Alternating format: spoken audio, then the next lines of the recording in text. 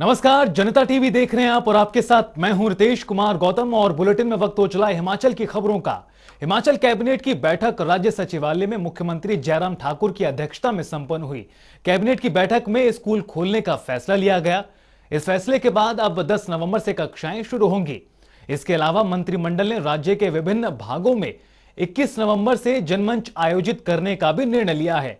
साथ ही परिवहन बसों का परिचालन पहले के 50% मानदंड के बजाय पूरी अक्षमता के साथ होगा।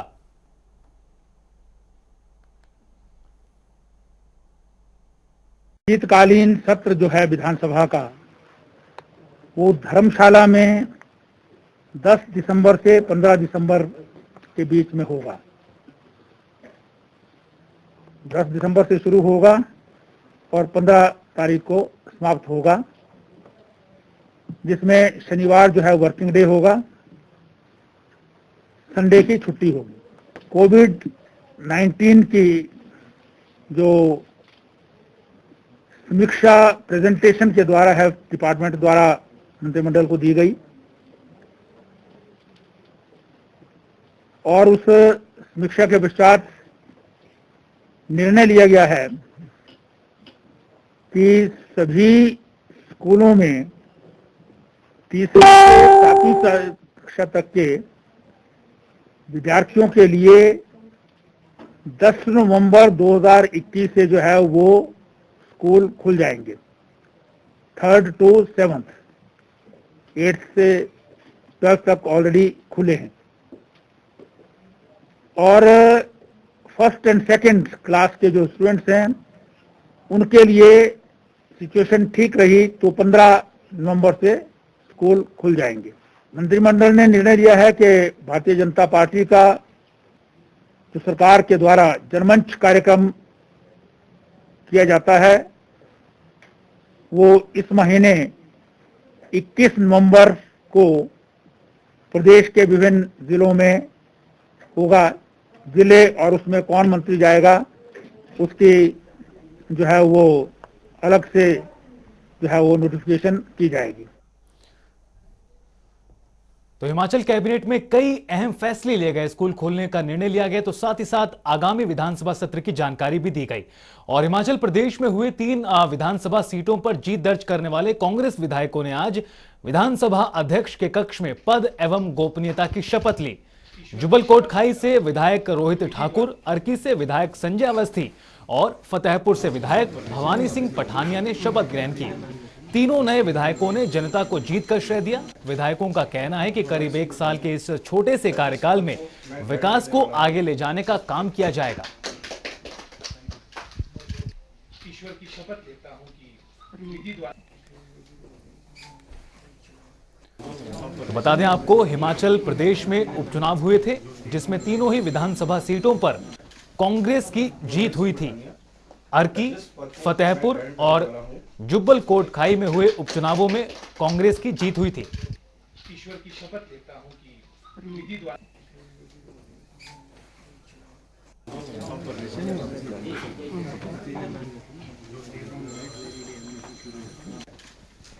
भवानी सिंह पठानिया, जिस पद को मैं ग्रहण करने वाला हूं उसके।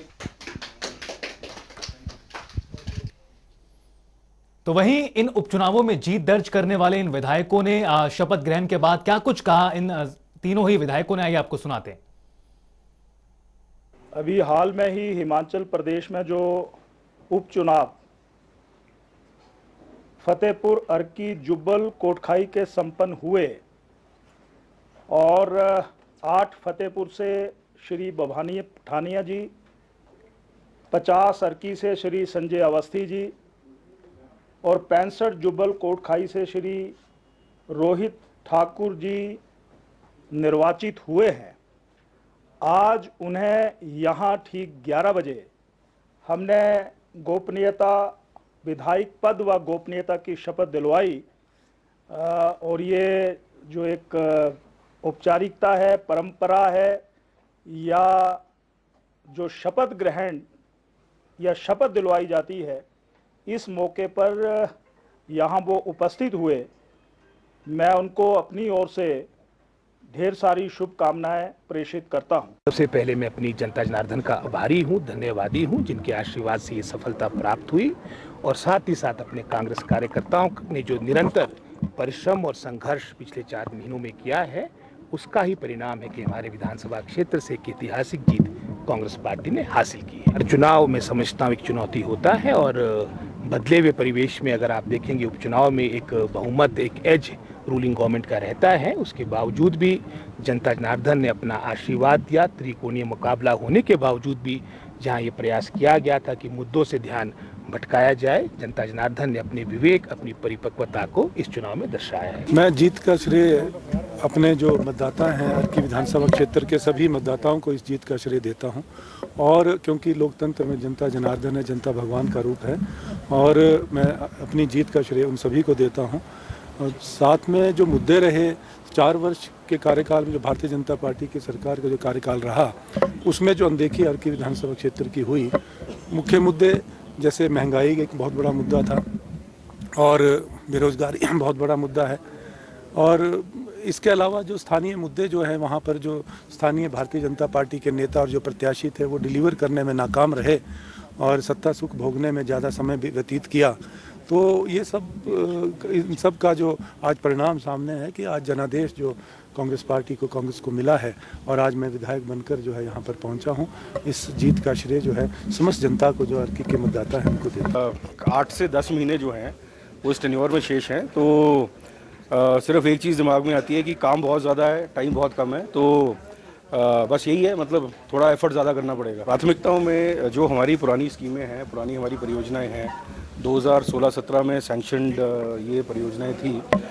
स्वर्गीय राजा वीरभद्र सिंह और सुजान सिंह पठानिया, इनके द्वारा सैंक्शन की हुई तकरीबन 4-5 स्कीमें ऐसी हैं जिनके ऊपर मतलब अभी कार्य प्रारंभ नहीं हो पाया है, जिसमें एक रे कॉलेज की बिल्डिंग है हमारी। अगर आप देखें, अगर हम ये मान के चलते हैं कि युवा जो है वो देश का भविष्य है, और भविष्य अगर रेंटेड अकोमोडेशन से अगर अपनी क्लासेस चला रहा है तो वो हमारे लिए काफ़ी मतलब नलायकी वाली बात है। तो उस बिल्डिंग का कार्य जो है वो चालू करवाना एक प्राथमिकता रहेगी। उसके अलावा फतेहपुर के अंदर हमारा एक मिनी सचिवालय है, वो भी 2016-17 से पेंडिंग काम है उसका, वो चालू करवाना है। तीसरा कम्युनिटी हेल्थ सेंटर हमारा राजा का तालाब वाला रेंटेड प्रेमिसेस से चल रहा है। एक धनेटी चुरूड़िया की वाटर सप्लाई की स्कीम है, एक डूग चुरूड़ी की हमारी सड़क और डूग खड्ड के ऊपर पुल है। तो ये 5-6 परियोजनाएं हैं जिनको प्रायोरिटाइज करके इनको कंप्लीट करने की कोशिश करेंगे, क्योंकि ज़्यादा चीज़ों में हाथ डालने की कोशिश करी तो कुछ भी नहीं हो पाएगा।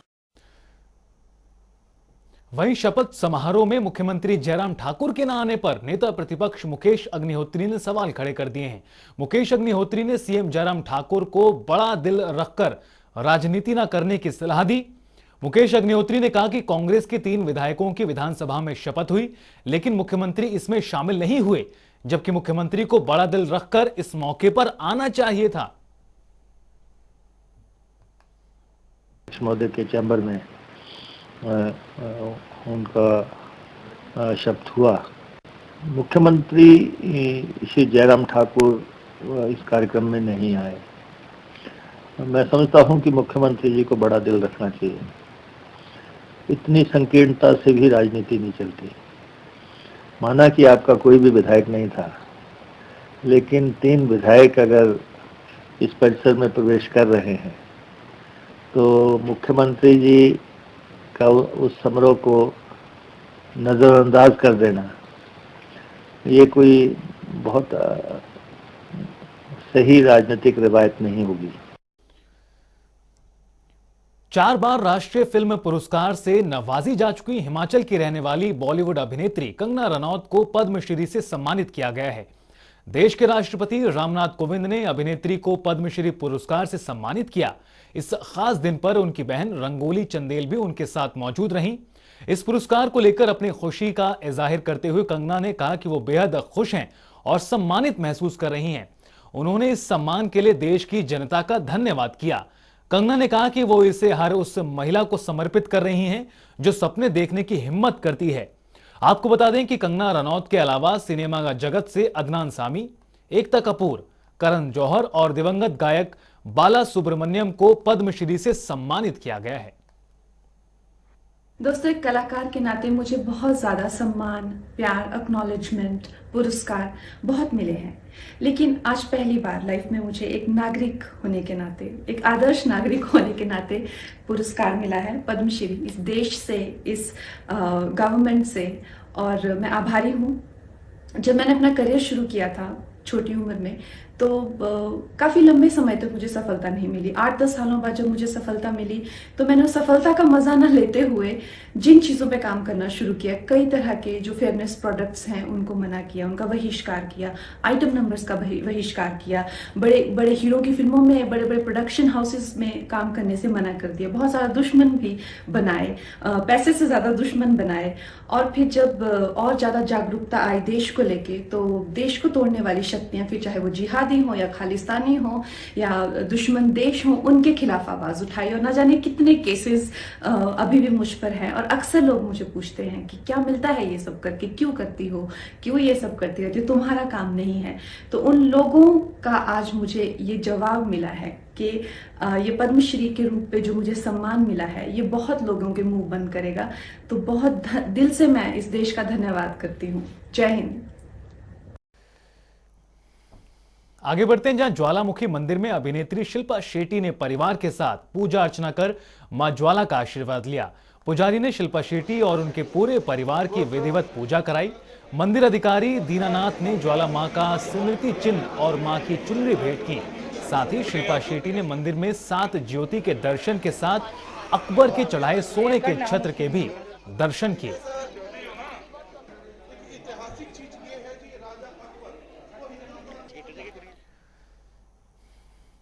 आगे बढ़ते हैं, जहां अर्की में 2 लोगों के लापता होने के बाद शव मशोबरा की खाई में मिला है। 31 अक्टूबर को अर्की के मैट्रिनी गांव से 2 लोग अपने दोस्त के घर कार्यक्रम में हिस्सा लेने पहुंचे थे, लेकिन दोनों में से कोई भी घर वापस नहीं पहुंचा, जिसके बाद परिजनों ने मशोबरा चौकी में दोनों के लापता होने की रिपोर्ट दर्ज कराई। बीते दिन मशोबरा की गहरी खाई से दोनों लोगों के शव बरामद किए गए। पुलिस ने शव को पोस्टमार्टम के लिए भेज दिया है और साथ ही साथ जांच भी शुरू कर दी है।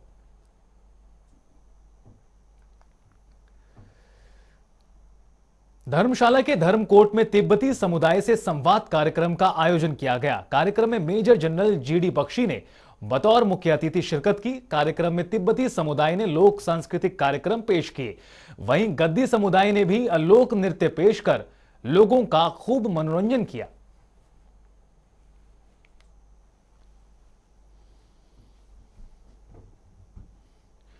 कुल्लू के ढालपुर खेल मैदान में जिला स्तरीय क्रॉस कंट्री प्रतियोगिता का आयोजन किया गया।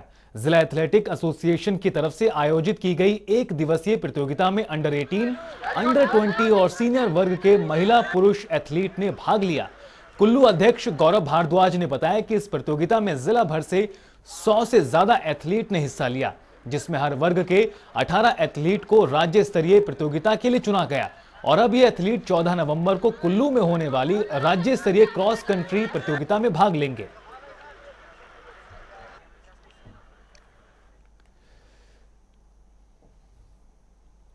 हमीरपुर में परिवहन सेवा निवृत्त कल्याण मंच ने पेंशन का समाधान नहीं होने पर सरकार के प्रति रोष जाहिर किया है।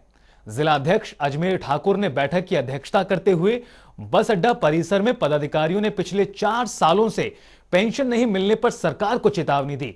साथ ही मांग की है कि जल्द पेंशन का हल किया जाए। तो अगर पेंशन का हल नहीं किया गया तो साल 2022 में होने वाले विधानसभा चुनाव में इसका खामियाजा भुगतना पड़ेगा।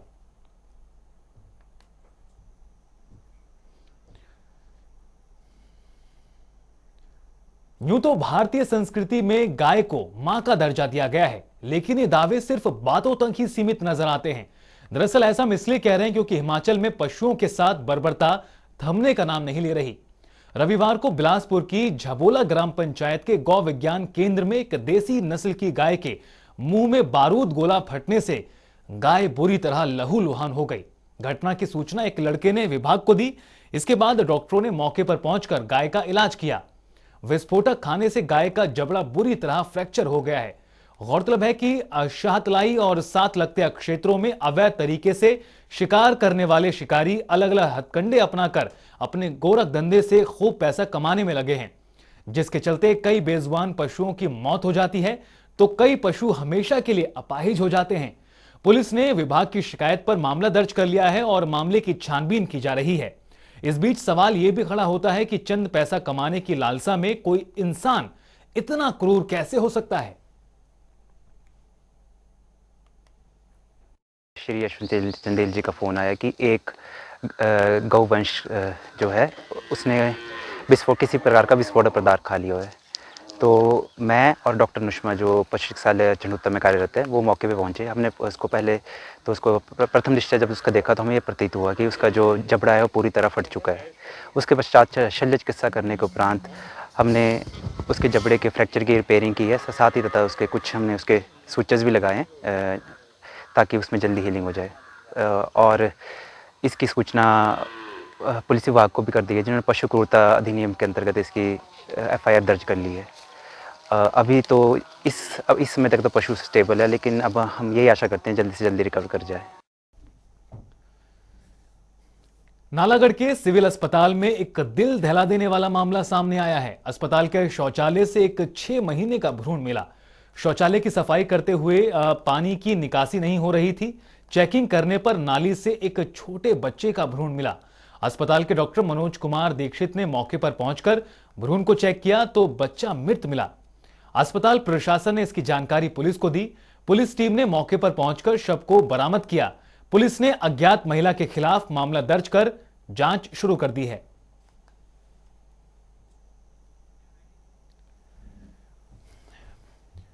हिमाचल प्रदेश में कोरोना का कहर थमने का नाम नहीं ले रहा है। पिछले दिनों के मुकाबले रविवार को कोरोना के नए केस रिपोर्ट किए गए। इसके पीछे का एक बड़ा कारण रविवार को हुई कम टेस्टिंग भी है। चिंता की बात यह भी है कि प्रदेश में डेथ रेट ने एक बार फिर स्वास्थ्य विभाग की मुश्किलें बढ़ा दी हैं। बीते 24 घंटों में 5 लोगों की कोरोना से जान गई। चलिए ग्राफिक्स के जरिए बताते हैं प्रदेश में कोरोना की मौजूदा स्थिति क्या है। तो बीते 24 घंटों में 57 कोरोना के नए मामले सामने आए हैं, लेकिन चिंता का विषय यह है कि मौत की संख्या बढ़ी है। तो 57 नए कोरोना के मामले मिले हैं 24 घंटे में और प्रदेश में सक्रिय मामलों की संख्या अब 1126 हो गई है। कांगड़ा में सबसे ज्यादा 459 एक्टिव केस हैं अब। तो हिमाचल में कोरोना की स्थिति अभी भी चिंताजनक बनी हुई है। 3774 लोगों की कोरोना से हिमाचल प्रदेश में मौत हो चुकी है और 1.66 से बढ़कर 1.67 पर पहुंच गया है डेथ रेट। वहीं रिकवरी रेट की बात करें तो 97.79% है।